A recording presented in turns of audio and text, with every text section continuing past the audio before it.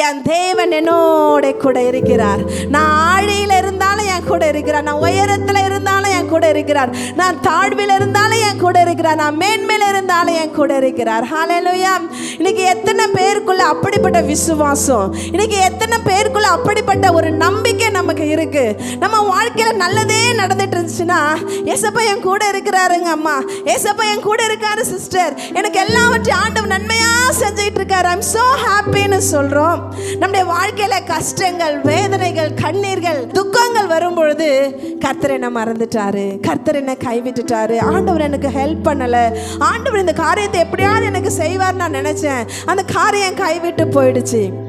கவலைப்படாதீங்க. ஆமென்.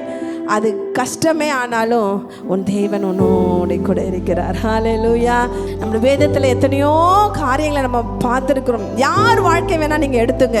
நீங்கள் தாவீதோ, யோசேப்போ, தானியேலோ, Shadrach, Meshach, ஆபேத்நேகோவோ, எஸ்தரோ, யார் வாழ்க்கை வேணால் எடுத்துக்கோங்க.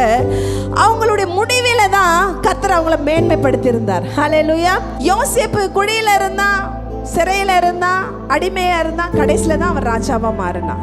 தானியேல் எல்லாராலும் வெறுக்கப்பட்டான், கஷ்டப்படுத்தப்பட்டான், கடைசியில் அவன் மூலம் கர்த்தருடைய நாமம் மகிமைப்பட்டது.